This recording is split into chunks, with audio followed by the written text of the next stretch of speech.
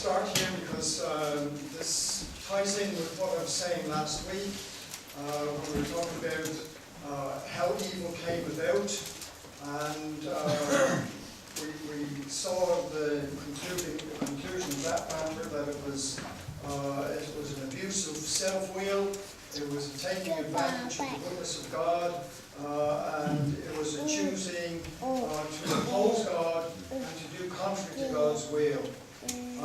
There's an application in this for us, and this is the point I want to get at this week.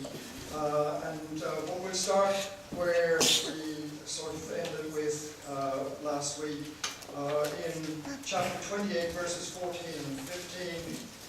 He says, "You were the anointed cherub who covers, and I placed you there. You were on the holy mountain of God. You walked in the midst of the stones of fire. You were blameless in your ways from the day you were created until unrighteousness was found in you," he says. We can see that this having reference to the cherub who covers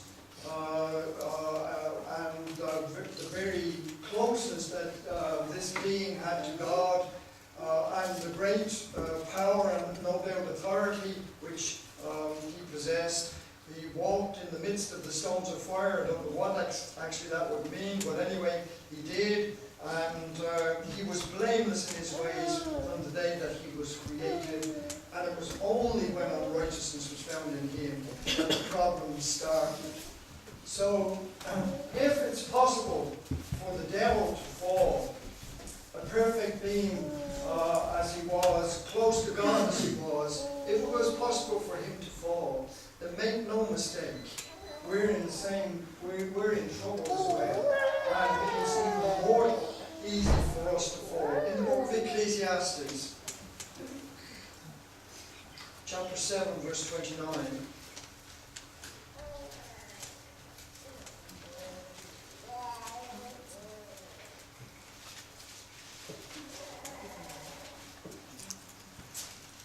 He discovered this in his search for understanding about life and about how things are in this world.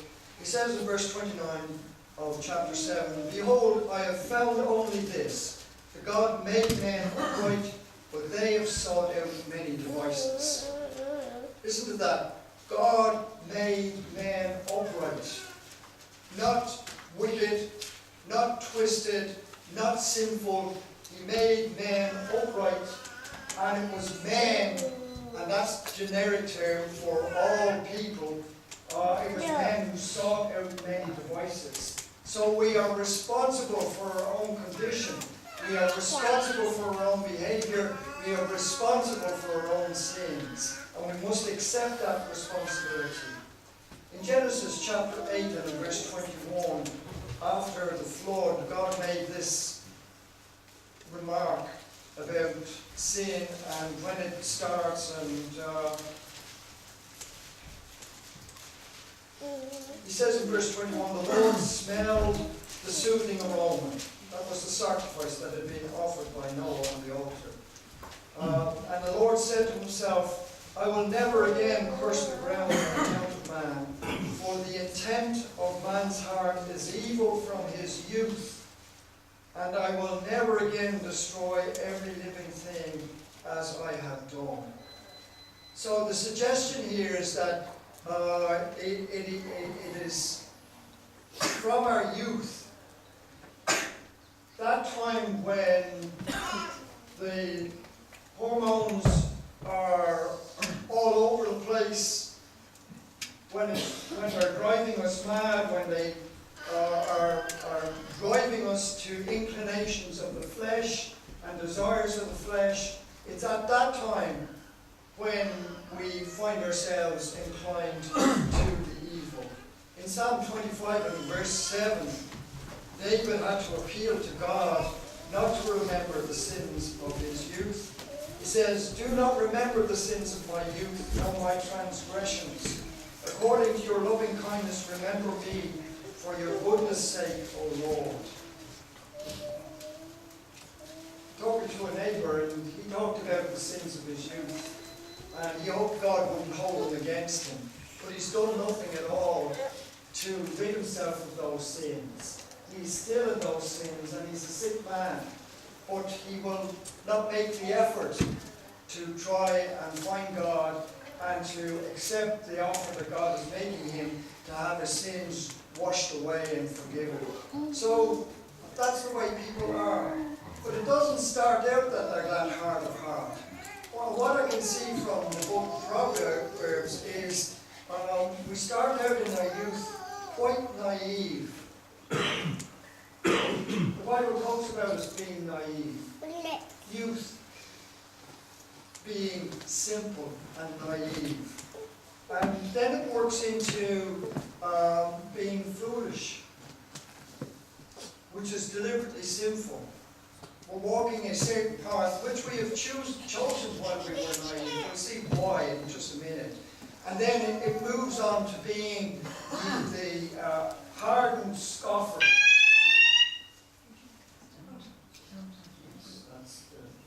Sorry, I just had to hold it out. I think it's the fire thing.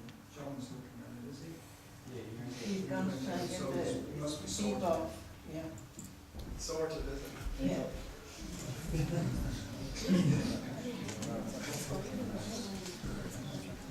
All right, we're talking about it moving on then to be a hardened state of heart, a way of life which is beloved, and a way of life that people do not want to change. They accept as the norm, and are happy if they've got a comfortable setup in that norm.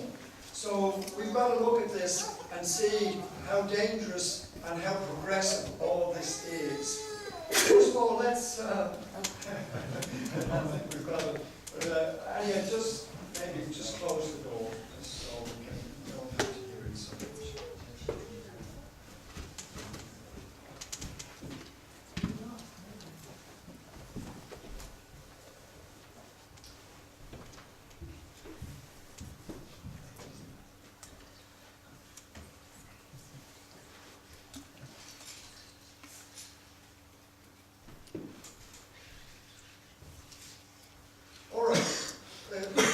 The book of Proverbs describes this naive person as a young person who, through, listen to this, thoughtlessness, indifference, and inconsiderateness. And once I read this, it just fell in place. The person who is young is thoughtless. About everything but themselves, of course. They're indifferent to most of the things that are going on in life, and especially to the difficulties that they're creating for others in life. And they're just inconsiderate about the path that they might be taking, the consequences of the things that they're doing, the dangers that are involved. It's just the whole package as such that they act this way. What it means by being inconsiderate, by being indifferent, by being thoughtless, you're lacking sense. The naive person lacks sense, common sense, lacks sense, spiritual sense, and lacks sense, which is the wisdom that we need for life. You need to be sensible to cope with life and to cope with it in a way that you're getting the best out of it and you're being blessed in that life. A person who lacks sense is easily led.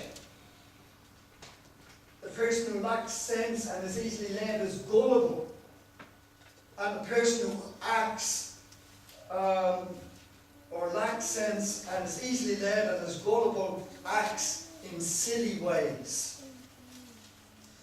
So we have this young person who has come into young adult life feeling the power of the adult life, feeling the pressure from inside and the peer pressure from outside, who's thoughtless and indifferent and inconsiderate, and who just goes with the flow. They go with the flow. So they're open to experimenting with wrongdoing. And let's look at Proverbs chapter 7.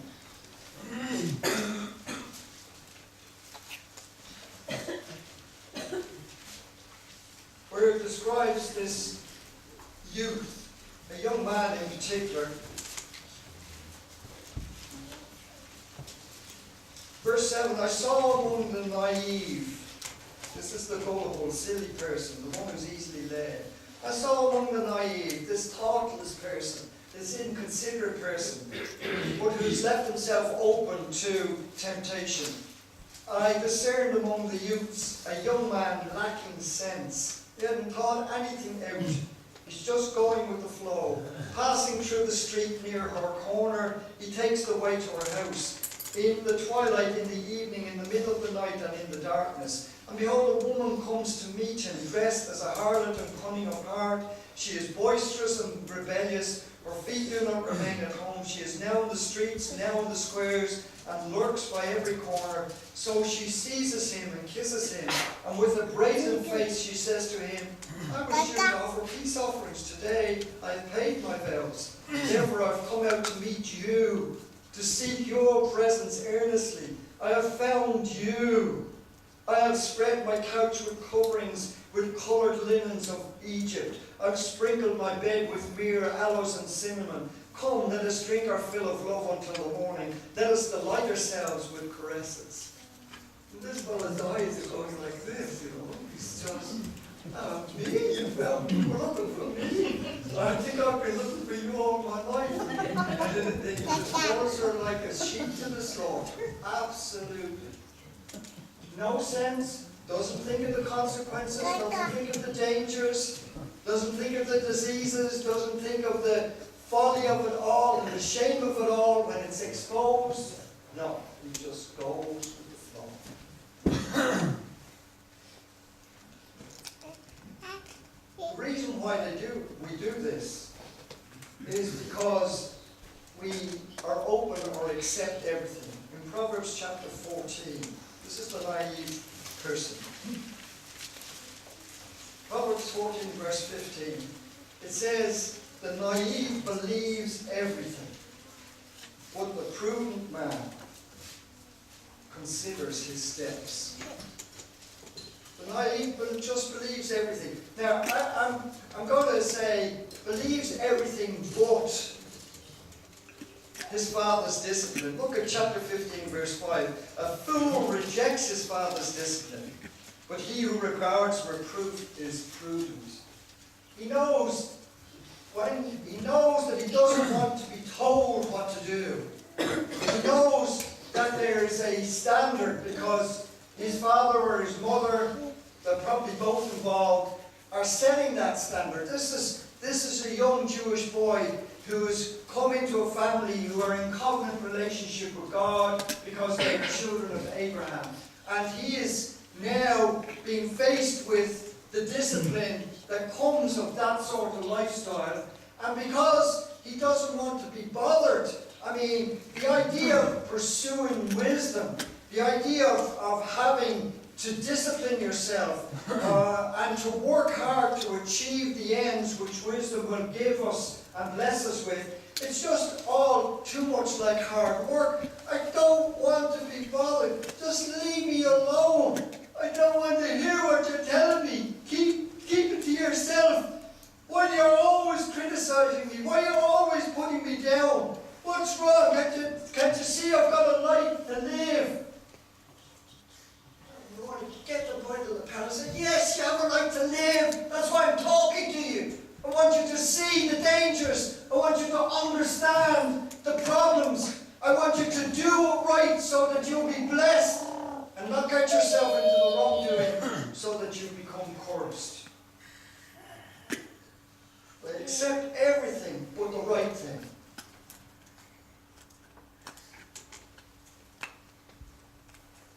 He just can't discern evil from good. If you look at Proverbs chapter 22,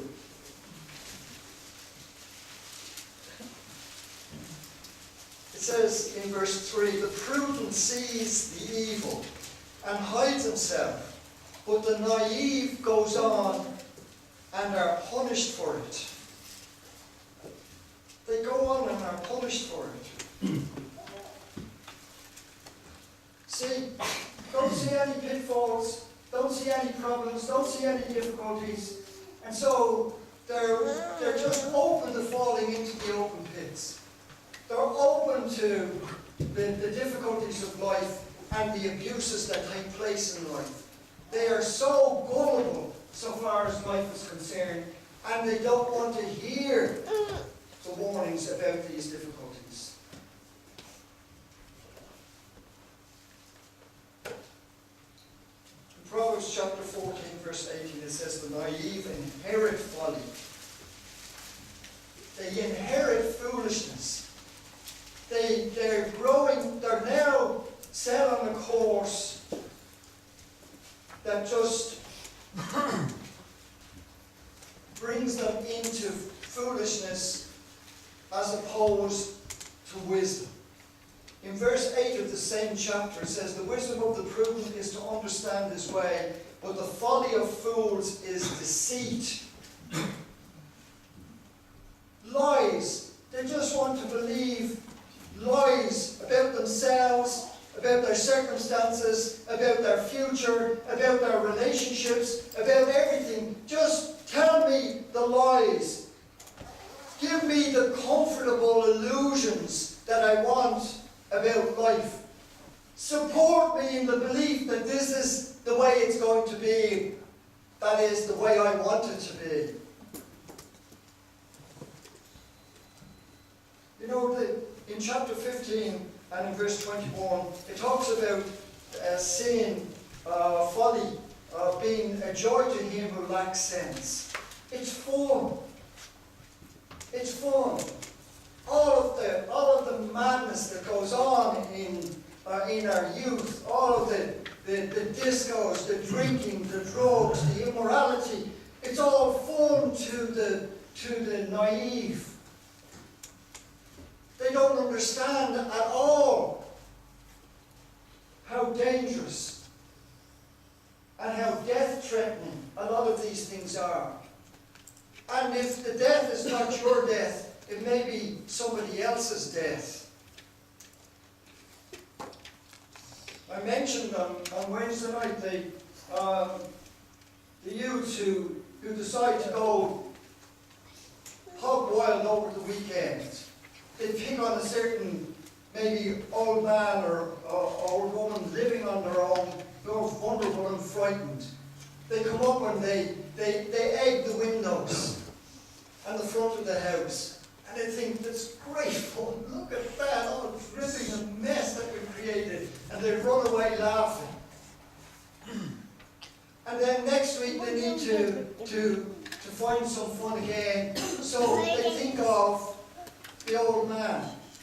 They come back again, and this time they don't only throw eggs, but they throw stones at his window. The poor man runs out, they mock him, they curse him, they jeer him, and they walk off dismissing him. Then the week after that, or a few weeks after that again, they're looking for some fun, so they go back, and they start to dismantle his car, or try to rob it. And he comes out to confront them. But this time, they're so tanked up with drink and drugs that they decided to beat him up. And they kick him to death. All for the sake of fun and folly and foolishness. Now the youths are open to a murder charge. It's gone from having a bit of fun to murder. We've just got to see that the nature of evil is a downward spiral always. Adam and Eve may eat the fruit of the tree of knowledge of good and evil. But the first sin after that is that Cain kills Abel. It's very serious stuff. Young girls go out and in their immorality get themselves pregnant. They don't want to tell their parents. They don't want to tell anyone. They go away for a week and come home and they're not pregnant anymore. Someone has paid a heavy price for their fawn, and then paid another heavy price for their desire to continue to have their fawn uninterrupted and unhindered. But to the people, to the young people, all this stuff is just a bit of sport. There is a way that seems right unto a man, but in the end it is the way of death. Proverbs 16 verse 25. And that is the problem, brethren. That is really the problem. So it's easy for the naive person to think, this is the way to go. And especially if they see, I was thinking of Nabal, a fool, a real fool, but he was a rich man. He had many flocks and herds and many servants. So you can imagine, this fool has power.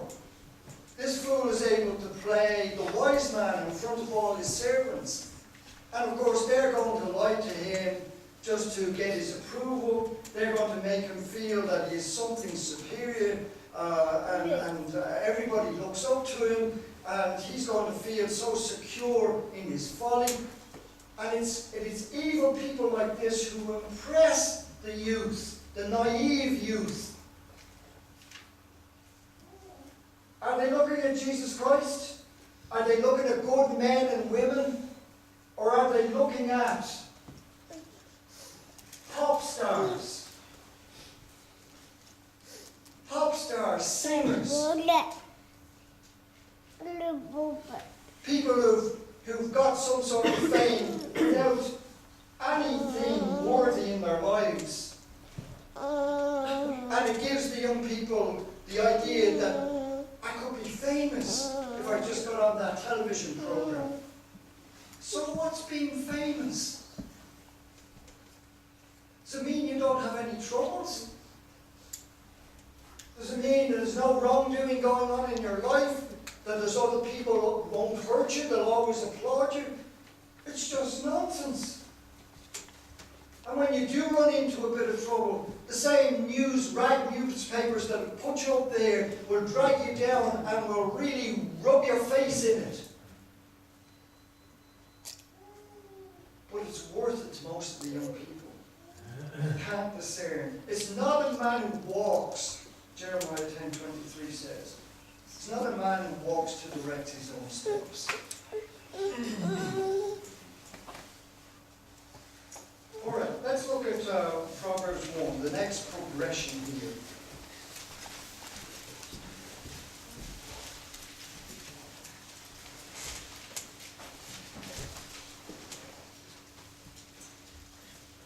There is this offer of wisdom as well as the offer of folly in early life. Most choose the folly, the fawn, the wildlife, and the wisdom is too secure for them, and too much, as I said, like hard work for them. So wisdom shouts to the naive. How long, he says in verse 22 of chapter 1, how long, O naive ones, will you love simplicity? And scoffers delight themselves in scoffing, and fools hate knowledge. Turn to my reproof. Behold, I will pour out my spirit on you. I will make my words known to you. Because I called and you refused, I stretched out my hand and no one paid attention. And you neglected all my counsel and did not want my reproof. I will even laugh at your calamity, and I will mock when your dread comes. When your dread comes like a storm, and your calamity comes on like a whirlwind, when distress and anguish come on you, then they will call on me, but I will not answer. They will seek me diligently, but they shall not find me, because they hated knowledge, and did not choose the fear of the Lord. They would not accept my counsel, they spurned all my reproof. So they shall eat of the fruit of their own way, and be satiated with their own devices. For the waywardness of the naive shall kill them, and the complacency of fools shall destroy them, he says. Seems very harsh, but it's a harsh reality. That's what he's describing, a harsh reality. You can rail against it, you can deny it, you can say, it's never going to happen to me. You can believe everything's going to be great while you're doing your evil and while you're doing all that is wrong. And he says, it's not going to happen, my friend. This wrongdoing will bring dread into your life like a storm, calamity, distress, and anguish. And when you really need the wisdom, you won't have it because you refused it in the first place. And you haven't got a mind to accept it anyway. So people are going to eat of the fruit of their way and be satiated with their own devices. The anguish and distress, the problems that exist in life are all because of sin and wrongdoing. That's why this person is a fool. It's not that they're intellectually challenged in any way. They've got a mind as good as anybody else's mind. They've just decided that they will follow evil instead of what is right. Do the wrong instead of doing the right. And in that course, deny God and go contrary to his will. You are living apart from God. Listen to this. God is the life. There is no life outside of God. When you decide to live contrary to God or apart from God, you are the living dead. You're dead in your trespasses and sins. You're the living dead, he says. When you go against the goodness of God, all the goodness of God is in God and in the right way. But when you decide to go the wrong way, you decide to go against what is good and what is right, and you're going to go for what is evil and what is wrong. That has consequences. When you do good, it brings good into your life. When you do wrong, it brings evil into your life. We cannot escape that. That's just the reality.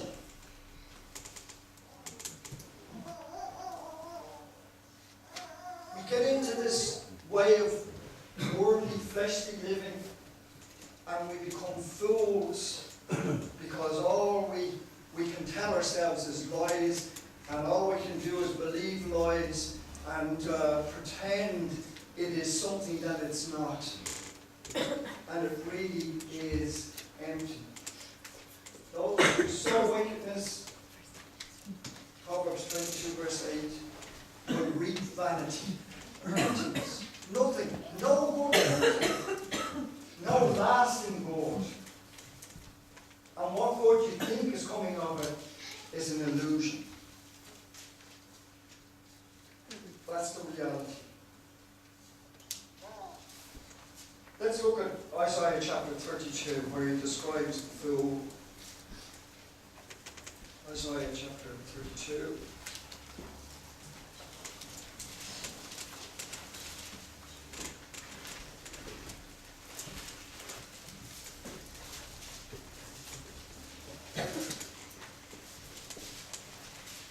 In verse 5, this is in the midst of him looking forward to the time when there would be a prince who would rule justly, and there would be people who would do what is right. He says, in that time, no longer, verse 5, will the fool be called noble. See, the foolish man who's lived lies and cheated and done what's wrong and being immoral and just has enjoyed himself up to the hilt as far as the flesh is concerned. Because maybe he's successful in business or in politics or in some other field as a scientist or something, people call him noble. Noble. 5 years ago, all those who were running banks were bank managers and executives and so forth. They were the noble people.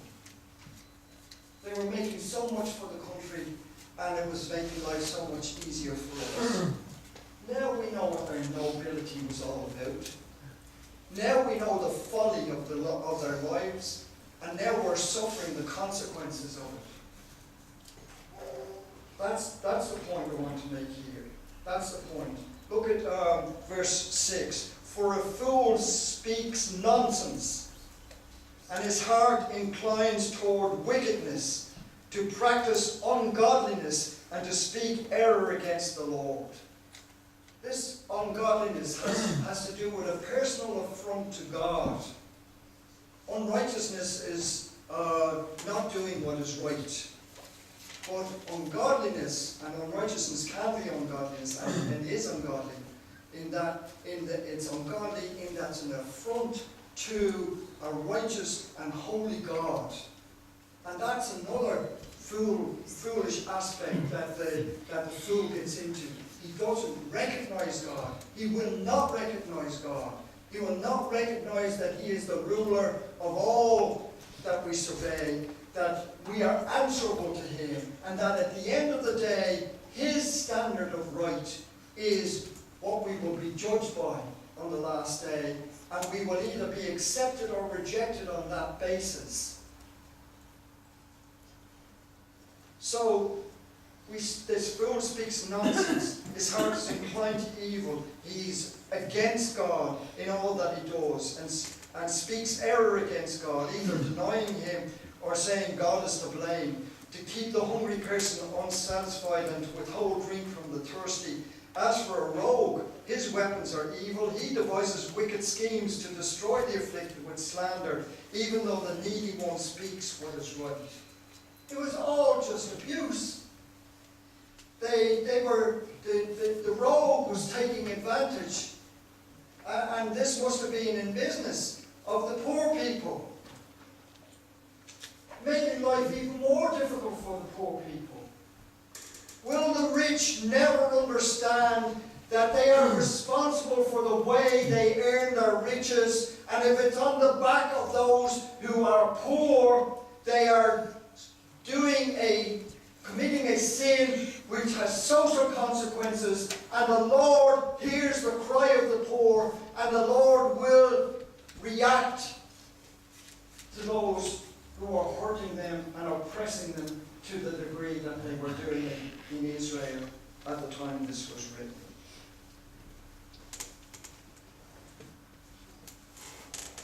The rogue was spoken of as generous.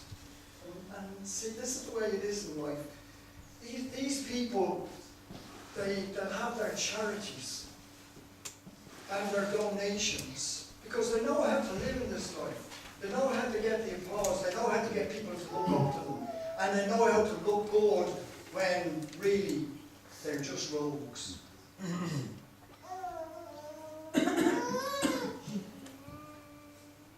To these people, wickedness is also a sport.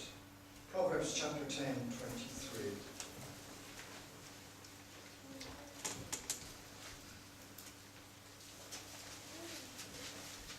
Doing wickedness, he says, is like sport to a fool, and so is wisdom to a man of understanding. Quite a contrast here. But you see, the fool enjoys the competition with other wicked people, enjoys the cut and the thrust of the whole interaction, enjoys the victories, and enjoys the spoils of those victories over other people. And maybe those other people are people who can ill afford to lose what this man now, fool, is enjoying.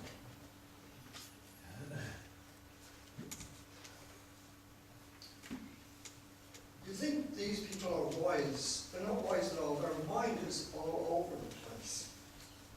At least that's the way I would describe what is said about them in Proverbs 17 and verse 24. It says, wisdom is in the presence of the one who has understanding, but the eyes of a fool are on the ends of the earth. He's always got the big dreams. He's always living a lie. He's always wanting everything.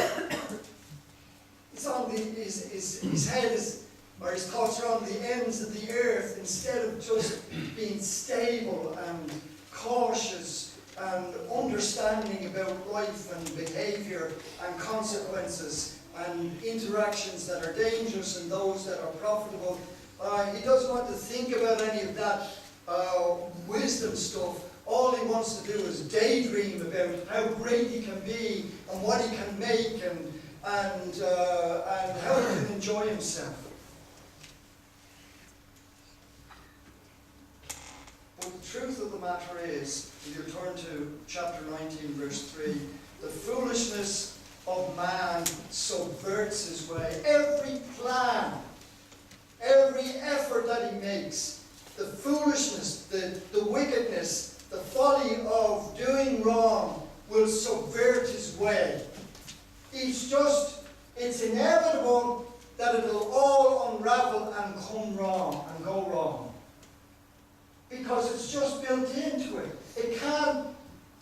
No good can come of it. Nothing that's permanently profitable can come of it. Because it's all based on a lie. It's vanity, it's empty.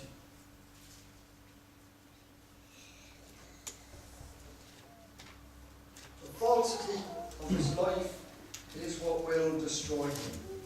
Proverbs chapter 11 verse 3 says, the integrity of the upright will guide them, but the falseness of the treacherous will destroy them. And even though he makes these mistakes, and even though life becomes hard for him, and even though his life is in a mess, do you think he'll look for God? Do you think he'll look for wisdom? Do you think he'll look for the right thing to do? Not a bit of it. He's like a dog that returns to his vomit. He goes back to these foolish ways, time and time again, until finally his life is finished here. And there's no going back, or no extricating himself from the hole that he's dug for himself. The scoffer is the one who's now hardened in the sin. He's worked out his life. He's worked out how to handle other people. He treats them with scorn. He jeers them. He puts them down. He shouts at them. He's a bore. He's just an abominable type of person that you don't want to be around. Look at Proverbs 21:24.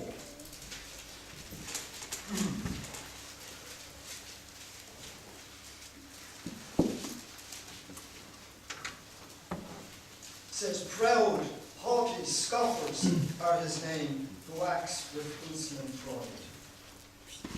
Now, I mentioned Nabal and how boorish that man was. His wife called him a worthless man. There's no better person to know you than your wife. Let me tell you that. If she says he was a worthless man, make no mistake, he was a worthless man. And she said in 1 Samuel chapter 25 that verses 14 and 17, he scorned the messages of David. He just dismissed them, jeered them, made fools of them, and sent them back to David and thought there'd be no consequences. David was so incensed, he got all his men, to put on all their implements of destruction, their swords, their shields, their bows, their arrows, and anything else that they had, and they were going to march on Nabal's household. And David had vowed in his heart that by the sunrise there would not be one male left in that household. Only his wife Abigail heard of what happened. She got bread, she got raisins, she got a number of donkeys loaded down with stuff, and she went to meet him. So she met David and his army head on. And she said, I wasn't there when you men came. My husband is a worthless man, he's a fool. And she calmed David down. This is the wise woman. This is the wise woman. She handled this situation so well, so wonderfully well, that David felt the Lord had sent her to me this day and saved me from avenging myself on the wrong that was committed against him. Because he knew he was going to be in the wrong. He would have sinned that day. And she saved him from sinning and saved her own household. Now, Nabal, when she got back to the house, he was drunk out of his mind. He had a party with the lads because the harvest was in, everything was going well for him. She decided, I'm not going to talk to him now. I can't talk to this man. But the next day, she told him what went on. And it seemed like he had a stroke. And it took 10 days before his heart hardened enough to where he just died. And that's the end story for evil and wicked people. Now I know the problem that there is because of God's goodness, there are wicked people getting away with wicked things. There are wicked people who are living with riches and honour and seem to have had a trouble-free life. And so you look at all of this and you say, Steve's lying. Hold on. First of all, I'm not telling you. I'm telling you this, but it's the Lord that's telling you. I'm just telling you what the Bible is teaching. It's the Lord that's telling you. And even if at the end of the day, like Abel, he gets away with it all his life, he dies. And that's the opposite. That's what awaits us all.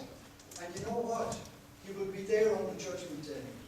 And he will have to answer for every sin that he's ever committed. Ever. And you know what's going to happen to that man? He will be told, depart from me, accursed one, into the eternal fire which has been prepared for the devil and his angels. That's the end result. Consider their end, my friend. Even if it looks like it's been great for them, consider their end. Is that what you want for yourself? You have to bring it all together. You're making a choice now. It's between wisdom and foolishness, between right and wrong, between good and evil, between God and yourself. And what you do, what choice you make, will determine your life ahead of you. If you're a young person, it will shape your life. Probably your death, and it will certainly shape your destiny in the eternal realms. Are you wise enough now, thoughtful enough, considerate enough? Have you got enough sense to say, listen, that's not for me. I want something better for me and for everybody around me. I want something better for my children when I have them. I want something better for my grandchildren when they have children. I want something better out of this life, and I want to live for all eternity with God, who is a good God, a kind and compassionate God. We need to make that choice and not be foolish and make the wrong choice. Those who have been Christians a long time can slip back into this way of life. So easy, so comfortable. Feels so right. But it is such a lie, and it is so destructive. If you're moving in that direction, pull yourself up right now and check yourself. And get back to serving the Lord before it's too late.